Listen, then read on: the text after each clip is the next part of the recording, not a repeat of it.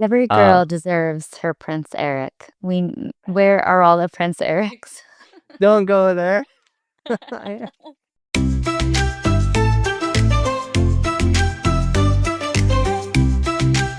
The Young Entertainment Podcast.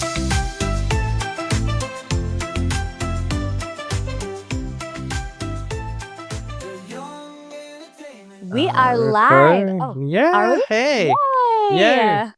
Lights, camera, action. You are watching and listening to the Young Entertainment Podcast. I'm your host, Daniella, and this is my co-host. Mordechai. Woo, woo, woo. And we're so excited to hang out with you guys tonight. Um, so first, I mean, because we are your BFFs in Young Entertainment, Mordecai, you want to catch us up on your day or like your week's highlight? Yeah, so one of this week's highlight is obviously like Snow White is like busting out all over. We have Rachel Zegler as the lead. We have Gal Gadot as the evil villain. And yeah, it was really good. I mean, I got an early screening, but at this point already like everyone like saw it hopefully, so spoiler alert if we say any spoilers. But it's, like, it's funny because like, going into it, I had very low expectations thinking this was gonna be, like, a really, like, not gonna like it, whatever, but then I went in and I was genuinely surprised. I was like, "Okay, like, look, it's not the best live action film that they've done, but I feel like they did a like, enough," you know? Cool. And I haven't seen this screener, so I'm Okay. yeah, it's gonna be so interesting to like hear you talk about it. Um, that's so exciting. Also, Gal Gadot, she is so beautiful. Oh my goodness gracious! And she even makes like being an evil queen like look so stunning from the photos too. She's so talented. We got to see her walk the red carpet at the Oscars, and there's just something about her. She is class and grace, and she's so dynamic. I feel like she's played so many different types of characters, which is so cool. Yeah, it's pretty wild. I mean, one of the things that really stuck out from, like, her performance, which is, like, so interesting to me, but, like, it was, like, kinda like the sound effects of her dress because it was, like, all jewels, and, like, one of the things I thought was so cool was that, like, every time she walked, you heard, like, the clinging and whatever, and I thought that was, like, one of the coolest things. And I don't so know why, it was just something so magnificent about it. Oh my gosh, that is so cool. I love that. Oh, and now I, like, really can't wait. Did it give Wicked vibes at all? Like, do you feel like they were same, Mm. like, energy? Not the same energy. Okay. I mean, it's different than Wicked. Wicked was more I think, like, Wicked was more worldly and, like, Snow White is just kinda like it's kinda like Disney. I don't know if Yeah. that makes sense. Yeah, it But, like, does. it, like, lives in, like, its Disney world versus, like, I feel like Wicked could live anywhere. Ooh, that is such a good way to put it. Oh my Yeah. gosh. I can't wait to see it. That's so exciting.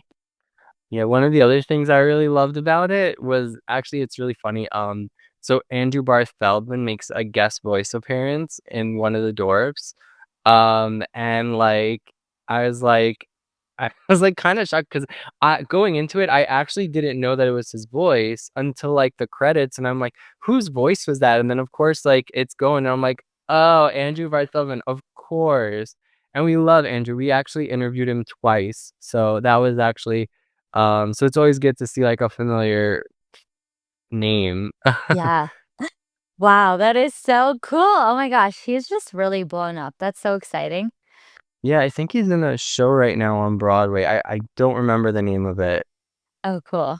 Oh my Yeah, gosh, yeah. amazing. Now I'm so excited to see it. Well, that's like a great week highlight.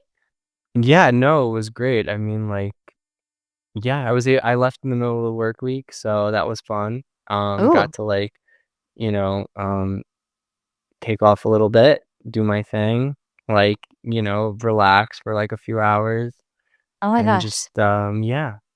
And you live in the best place ever for something like that. NYC, always something happening. And it's literally down like, the screening was literally down the block from my apartment, which was, like it's such a, like it's like, I literally, like, don't have to, like, look at the clock, I don't have to make a train, I just, like it's Yeah. a 10-minute walk and you're there. Oh my gosh. NYC, I miss NYC. It is so electric. That's so fun. It's so opposite of where I live, like such a tiny town, and it's so sleepy. But I had a cool week too. I would say a fun highlight that our audience might appreciate. So I got the coolest email 2 days ago from one of the biggest management companies slash agencies, and they found me on Instagram and they wanna have a meeting tomorrow, and, they represent I'll tell you after. I feel like I gotta have this meeting first, but they represent one of the biggest TikTokers ever, Oh my um, god, that's and wild. I know, I'm so excited.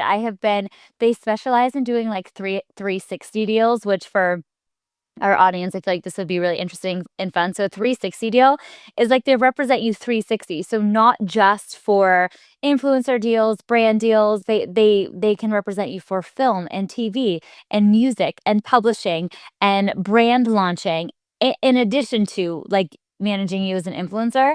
And so that is the kind of management team that you want that can help you go after all the opportunities for someone who's like a public figure or an influencer who really wants to build their career in so many different facets. And so I am so excited for this meeting. So on the next episode, I'll have to check back and tell you how it went.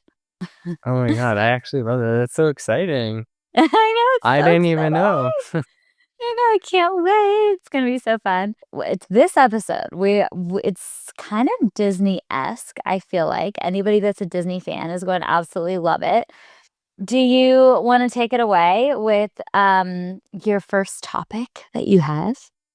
Yeah, so I was in San Francisco a while back, and one of the things that I was really impressed by was the Walt Disney Museum. It's in Presidio Park. It's like the best museum ever. And it literally takes you from like Walt Disney's like early days before Disney, and it goes through his life and like takes you to his imagination of how he created Disneyland. And yeah, it's really cool, and you learn a lot about who he was and where he came from and how Mickey Mouse came to be and all this stuff. But with Snow White just being released, one of the things that it reminded me of was there's a scene at the end of the original Snow White, which I believe came out in 1937. It was Walt Disney's first full-length animated feature, which is cool because it's basically the start of like everything for Disney. And I mean Steamboat Willie before that, but whatever. Um what's it called? But one of the things that was really interesting to learn was that there's a scene. I don't remember the exact like moment, but there's a scene where the prince actually like he does this like weird like walk. It's like kind of like where the animation is off, and Walt Disney actually wanted to take it out, but his investors and the people backing in line said it would be like too expensive, already like done with the film, like that's it. So like you're probably gonna miss it, but it is there. And then while I was, like, looking, some of this up and whatever, I also forgot, but there was a whole scene where the prince actually gets locked in a dungeon, and, yeah, and for whatever reason, they could not get the prince right. They just, like, they couldn't make him, they couldn't figure out like the logistics for the camera to the screen. I don't know the exact details, but it was something like that. And basically, they ended up cutting it and using it for Sleeping Beauty, which I thought was very interesting. No way! That is Yeah, so interesting. So you learned all this at that museum? yeah, yeah, I'm, yeah. like, It's pretty Googling wild. now. Oh my gosh, that is so cool. No, those were, like, the best behind the scenes facts ever. So you said 1937 is when the original Snow White came out? Yeah, that was the original, and I think, like, if you look it up on, like, Google or something, you have to type in, like, the museum itself, because I think if you type in, like, Wow. prints and whatever, like, you'll get a lot of, like, the newer Yeah, searches for on Google. that is so Um, fascinating. yeah, it was very mind-blowing, because it was just like, "Oh, wow," like, who knew, that there was more out there, or, like, that Disney himself, like, didn't fully, want that, but, like, let it go because he knew, like, he wanted to share it with the world, and it was just time. Yeah, that's so cool. So from the museum, do you remember, like, what the beginning of Walt Disney's story was? Like, what he was doing before he was doing Disney? I believe, if I'm not mistaken, I don't wanna say Warner Brothers, but he was working at, like, another studio. And there was I think he created some sort of mouse, and I think, like, he wasn't allowed to take that mouse with him, and then there was, like, a whole bunch. I don't remember the exact details, but it was something along those lines, and then he ended up creating his own, because he realized, like, he wanted to do, something different, or Wow. they didn't want him anymore. I don't remember exactly, but yeah, yeah. Oh my gosh. Okay, that is so cool. Okay, this is fun too. So Walt Disney was born in Chicago in 1901. That's a long time ago. In 1922, Disney founded his first professional film studio called Laugh-O-Gram Films in Kansas City. So he was only 21 at that point. So he was a young dreamer. Disney's first popular film, Alice's Wonderland, featured a girl entering cartoon world. We all know about Alice. And oh wow, his oh my gosh, okay. So he went on to make a series of films after that called the Alice Comedies. That's so interesting. And then his first business went bankrupt when he moved to Los Angeles in 1923. So let's just talk about for a second how inspiring that is if you think of being like a creator or an entrepreneur, and even Walt Disney went bankrupt. That is so, so interesting. And then he partnered with his brother. I mean, there's so much everything that you said in there. There's so much he did a lot, as it seems like, between the ages of 20 and 30 to get this going. Wow. Oh, and this is what you were talking about. Disney's first major success came with the creation of Oswald the Lucky Rabbit, but he later lost the rights to the character. It was on the train ride back to California that he created Mickey Mouse. Maybe that wasn't what you were referring to, but Yeah, that no, is that is what I was yeah, that was it. I didn't know the exact, like, because yeah. but yeah, that was it. Oh my gosh, that's so crazy. Okay, and then he dove into Snow White, and then Pinocchio, then Fantasia, then Dumbo, then Bambi. Oh my gosh. Okay, I Yeah. am and then Cinderella was in 1950, Sleeping Beauty 1959. That's so crazy when you think about it on a timeline. Like, you don't think you think of Cinderella and Sleeping Beauty being in the same era, you don't think of it being ten years apart nearly. Okay, so anyway, I have gone on a tangent, but this is the Walt Disney 101. I mean, come on. This is so cool. I love that. And it says throughout the 40s and 50s, he was dreaming up Disney World. And it said he would travel and go to parks and carnivals, envisioning a cleaner, more theme-based and family theme park where people could step into the magical world of his films. Oh my gosh, and we love Disneyland. I saw the other day that the average person goes to Disneyland 3 times in their life. Yeah, I know I'm above average of something, I love it. Oh my god, it's so awesome. That's Um, crazy. okay, well, I mean, that was so interesting to me. Am I such a nerd? I loved every second of that. No, we love Disney. I mean, anything Disney, we'll just, like, keep talking. I could go on forever. I mean, like, I don't know everything, but, like, I Yeah. maybe with this podcast, we'll kinda, like, learn, and we'll just pick up all the Disney, and we'll just, like we'll have, like, a Disney segment, Yes. whatever. Yes, oh my gosh. So I feel like this episode is definitely gonna be for the Disney lovers. Okay, so speaking of Disney, more, we got to interview Young Entertainment, got to interview Amelia Foucher, who plays young Snow White, which is such a cool interview to get. Mordecai, do you wanna talk about the interview? So yeah, so when we spoke to Amelia, she, we asked her a lot about like how the process of getting, the role. And one of the things we asked her was, if she got to work with Rachel Zegler at all. And she said she didn't get to work with her because it's different, they're like, it would be cool if like the adult and the younger version could meet, but like that doesn't, yeah. It's like scheduling wise, I don't think they really met, but I think in person when they finally did meet, she mentioned how like their characteristics or their smile, I believe, right? Was that what it was Yeah, done? yeah, Yeah, it was their smile was like the same or similar. yeah. So And cute. so cute. And then she also, what's it called? She also mentioned how, because she actually worked with Gal Gadot, and she spoke about how, professional Gal was, and how like basically like, Gal was there for her, if she needed to be, and she said, focus on me, and let's do it. And it was that kind of helped her, Amelia, through the process of that role.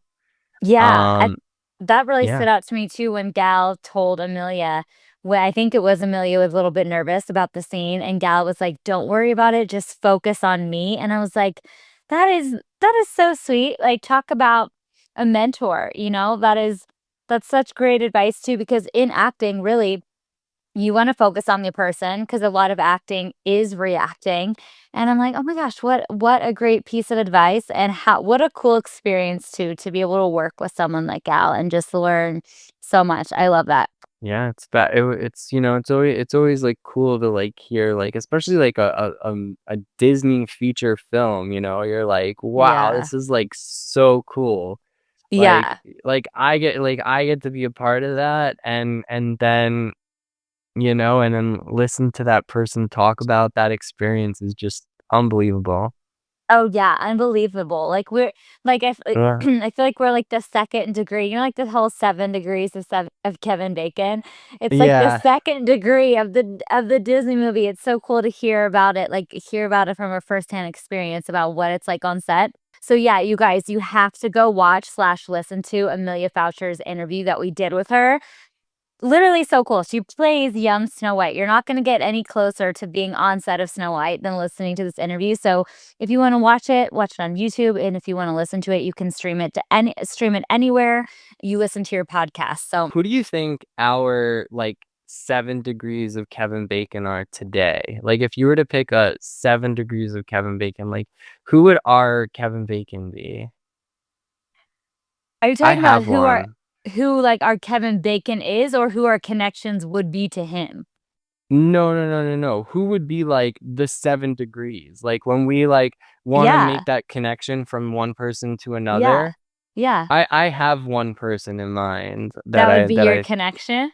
not to me, but like a connect, meaning that person would connect to like the whole Hollywood, in my Okay, say opinion. it. I wanna know. I think Zac Efron. I think if you take Zac Efron, I think you could connect him to any actor in today's day. And why? Why? Because he's literally connected to every single actor. I mean, that's how I feel. So he's like the 7 degrees of Zac Efron. Like that's like you take one person and I'll tell you how to get there.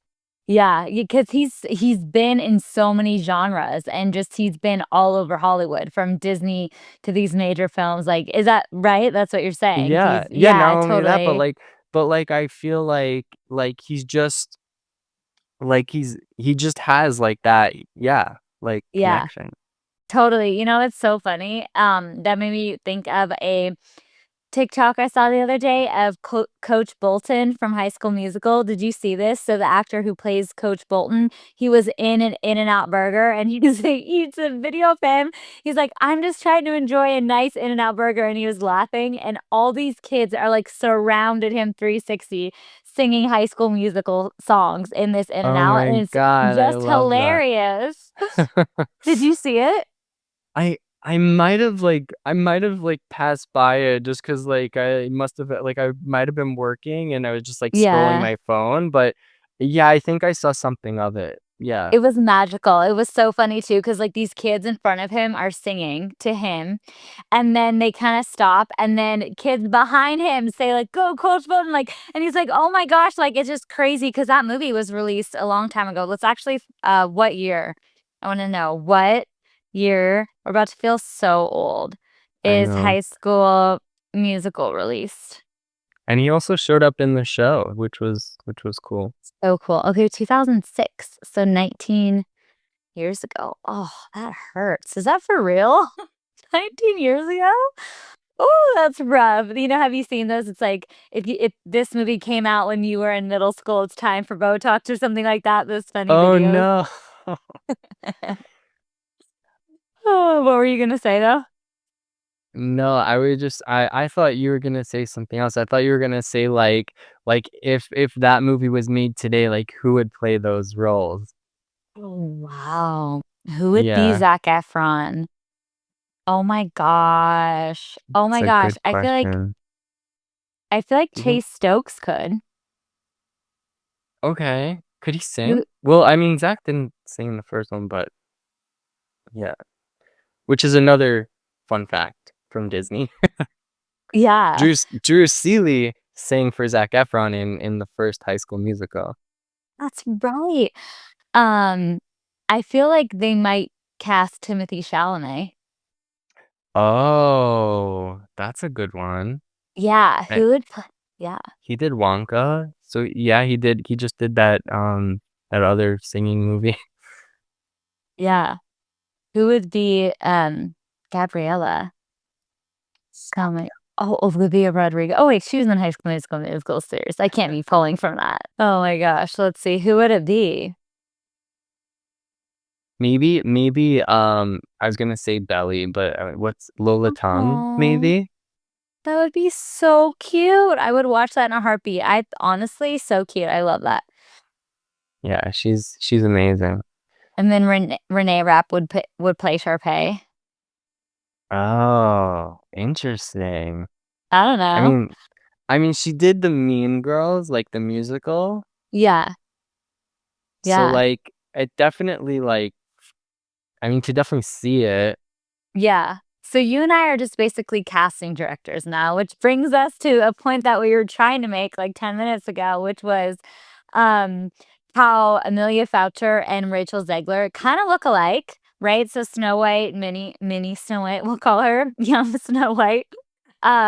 That's such a great point that you had. Is like they really do look alike. So a lot of times when casting, some of it or a lot of it, when you're casting the younger version, like, you have to look like the main actress in order to even be considered for the role, but for any of our audience who's just listening or who's listening and wants to know, like, what a casting director is, basically, it's kind of what Mordecai and I were just doing, literally casting actors for the roles. So, but what that looks like IRL is basically as an actor, you would go on an audition and in the room when you go to the audition or on the other end watching your Zoom audition is the casting director. So they're the ones that would even call you in for the audition and they're the ones that you audition for. And then if they think you're a good fit, they'll move you on to the next round. And then as there's more rounds of auditions, so there's auditions and there's callbacks, then you get to the point where you're reading in front of producers and directors and you're doing chemistry reads with other actors that are being considered for the role opposite of you so that they can see your chemistry on screen. So being a casting director is such a fabulous job and is so much fun. And I remember when I lived in LA, this was back before things like went on Zoom or went virtual in 2020. Because as you know, a lot of auditions now are just virtual. But a cool job that you could get if you were aspiring to be an actor, was you could try to, and this is what I did, you try to become friends with casting directors essentially, and then you take the role of reading the sides opposite the person auditioning. So basically, I would go to the casting director's office, they would give me the script for the audition, and then I would just read opposite of the person who was auditioning so that they had a scene partner to read with. And that was a really cool way to like just get your chops up and be in the room and meet these casting directors. And it was really fun. But now they don't do that anymore because of virtual auditions. Yeah. I mean, and one of the things we've heard in a lot of interviews is that, like, get to know the casting directors. Like, when you get to finally meet them and you're able to, like, it's not because this way they'll remember you, like, and if you're not right for this role, you might be right for the next one, and they'll have you in mind. So that's, like, one of the things we hear a lot from these interviews. Yes, great point and major pro tip. Google casting director workshops. Some of them will be local in LA or New York, and then a lot of them will be virtual nowadays. Attend these casting director workshops because what you get to do, it's a very unique experience and opportunity. You get to go to these workshops and basically you'll read a scene for the casting directors. And a lot of times they'll give you feedback. And then that way you're on their radar. They know who you are. They've seen your face. They've heard your name. They've seen you do a scene read. And so it's a great opportunity to get in front of casting directors without auditioning. And then when it really works in your favor, as if you leave an impression on them at these workshops. And then they'll, a month later be like, oh my gosh, I'm casting for young Snow White. Who did I see at a casting director workshop? Of course, they have other ways of sourcing their talent from agencies and stuff, but going to casting director workshops is a great way to meet casting directors, create those relationships with them because they're the ones that are casting. So, pro tip, look up those casting director workshops and attend. Speaking of casting and auditioning. So, here are 3 at-home audition tips that you can use. So I saw an actress post this the other day, and I was like, "This is exactly in line, like, with what I do with auditions, with what my friends do who are also actors." So, 3 write this down, 3 at-home audition tips when you really wanna book the role. So, number 1, because everything is virtual nowadays and you're auditioning usually via self-tape, is speed. There are hundreds of people, if not thousands sometimes, auditioning for the same role that you're auditioning for. So the faster you can get your audition tape in, the better. Some would even argue that say you're at your day job or I don't know, you're nannying or you're at school or whatever, and you can sneak away for a few minutes and do your audition. It's better to just do it, even if you're not at your at home studio. It's better to just do it as soon as you can and then get it in because I do think there's some magic and there's some secret sauce to being one of the first 20, 30, 40 people that they see tapes of. Because after a while, it gets a little redundant when casting directors are reviewing tapes. So speed is more important than being at your in-home studio, which is, by the way, leads me to segue number 2. If you're an actor or an actress and you're doing virtual auditions, you need what they call the Alex Earl Light. We have a link to this in our storefront, Amazon storefront in our bio. So this is something that you can literally keep in your purse with you. Clip it on the top of your phone. You can audition for something anytime, anywhere, because you do need good light in order to audition. This thing will light you up. I like this better than the actual movie set lights that are in my office. So get one of these top lights on Amazon. And then that will allow you to audition faster. And then number 3 was having a colorful slate. So you probably know, but in case you don't, a slate is something that you'll do at the beginning of every audition, every self-tape, where you say your name, your agency if you're represented by one, and then sometimes you say your height, sometimes you say where you're located at. It kind of varies per audition. But having a colorful slate. So this one specific actress that was talking about this, she said she used to kind of do it in like a very professional way. Hi, my name is. And she's just very polished and buttoned up and kind of put together. She said the moment that she just started being herself and being silly and fun and outgoing and just being her true self in the slate, she said she's just been booking like crazy.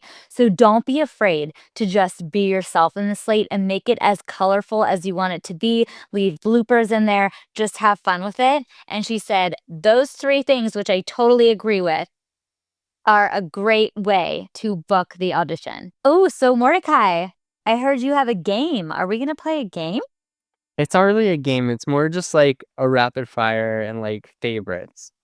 Ooh, So it's like, okay.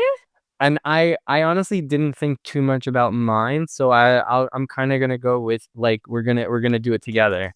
Okay. Okay. It's Disney themed. So Okay. Do you want me okay. to blurt out my answer first or do I wait for yours? You could blurt out your answer first. Okay. Okay. Favorite Disney princess. Cinderella. Okay, mine is Ariel. Oh my god, I love Ariel too. Oh, those are I my two know. faves. Next is Disney princess you'd want to be. Cinderella. Cinderella. So I always used to be Ariel, but I think I prefer to be Belle. Oh, Yeah, because she's tough, you know? it's tough. No, that's such a Yeah. good one. And actually, can I change my answer? Also, I'm obsessed with Cinderella. Ariel because I love the ocean and I just want to swim around all day. But she does end Okay. up on land. So, You know what? Maybe I'll switch mine to Jasmine because I feel like Jasmine oh, is like you get to kind of like just chill, you know? Like there's no like you don't have to like there's no like and she has a magic carpet so she can go wherever she wants now, spoiler yeah. alert. Um okay, next one. Favorite Disney sidekick.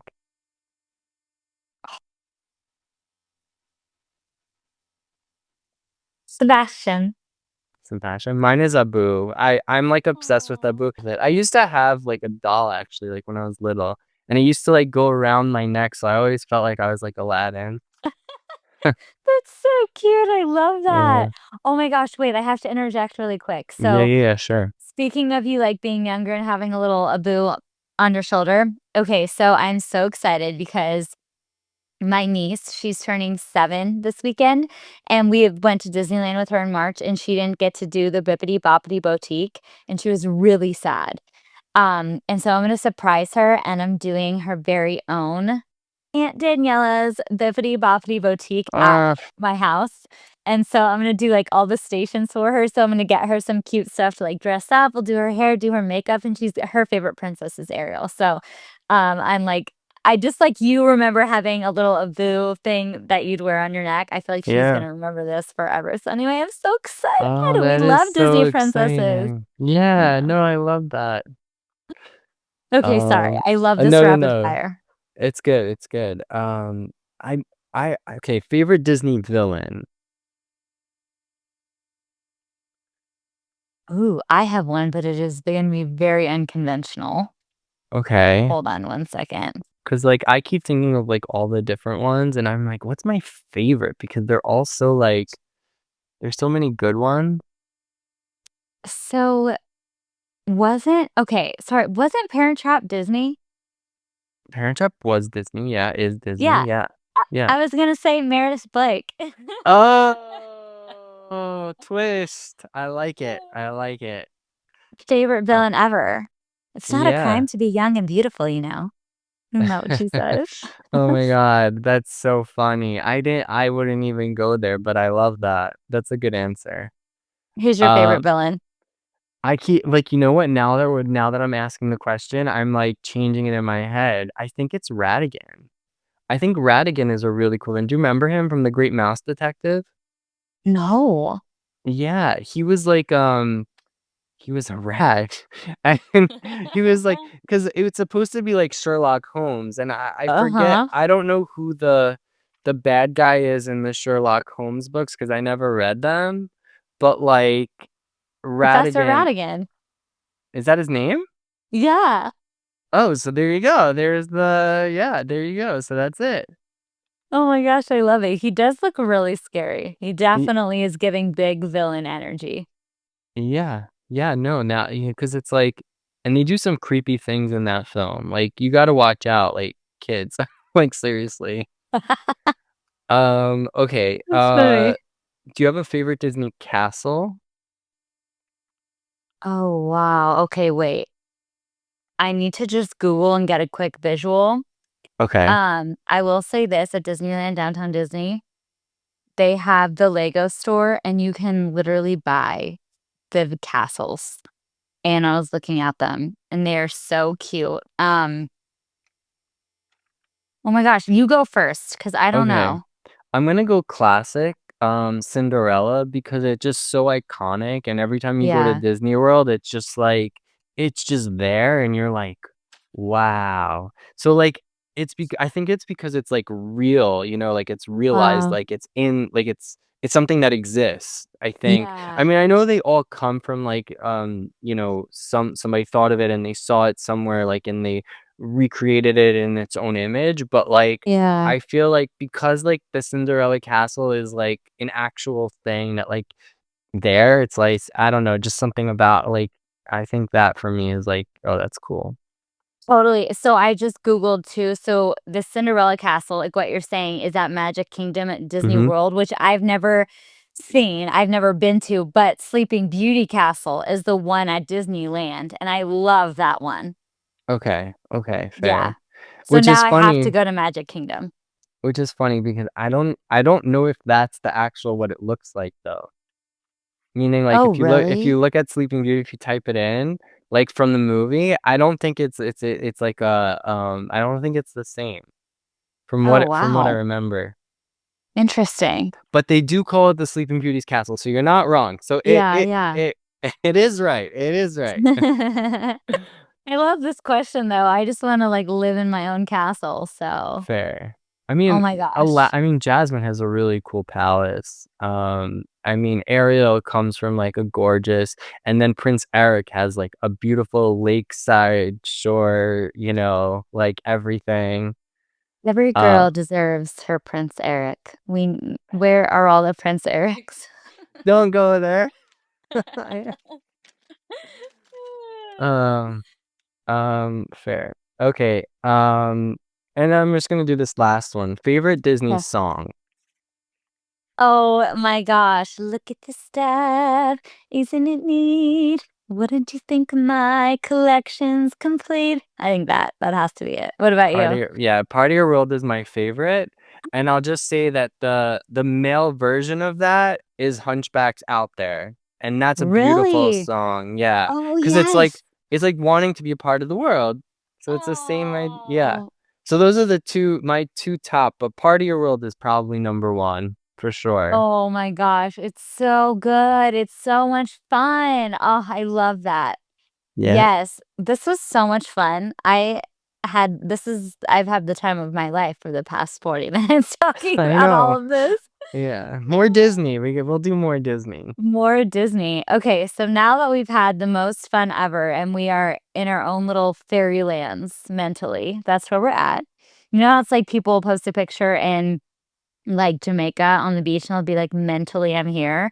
For me, it's like a picture of the Disneyland castle. Mentally, I'm here. Okay, amazing. And don't forget anybody and anyone, yeah, that's a good mix of it. Anybody who's listening or watching who wants to learn how to become a professional actor, I feel like I should just say it is very possible. I know that it seems a very far out there dream, 'cause it's like, how the heck do you get from point A to point Z, really? It's such a lofty career aspiration. The thing is that although, of course, it does take hard work and dedication and talent, just like any other career field, it is more attainable now than ever because of the virtual semantics of it, if you will. Like, before you had to live in LA, New York, Atlanta, now you can live nearly anywhere and audition virtually. So it's such a great time if you've always wanted to become an actor or actress to just start taking classes. Shout out to Actor Site. They do great virtual acting classes. So again, it's over Zoom. So if you want a discount code, just DM us. We can give you a discount code to take classes there. Or slash you can get an agent and live pretty much anywhere now. So this is your time. So if you want to learn how to get an agent, the steps are actually pretty simple, but there are certain steps that you need to follow. So go to our Instagram and go to the link in our bio and get our how to get an agent guide, and that will be the start. That will help you so much to be able to launch your acting career. And you're never too early. and you're never too late to do acting. It's one of those amazing career choices where you can literally be an infant. Hello, Mary-Kate and Ashley on Full House. And then you can literally be 99 years old on set playing a grandma or a grandpa. So it's really cool. It's never too early or too late to pursue your dreams. So thank you so much for listening to the Young Entertainment Podcast. Don't forget to subscribe to us on YouTube. Listen to us anywhere you stream your podcast. And don't forget to find us on socials as well so you can get your daily dose of Young Entertainment on Instagram and TikTok. This has been the Young Entertainment Podcast, and we will talk to you soon. Yeah, and lastly, shout out in the comments. Something I've learned recently for podcasts. Shout out in the comments. What are they shouting out? Should we give them a challenge? How about they comment their favorite Disney villain? Because that was fun. Yes. Yes. I like that. Amazing. Okay. And we're out.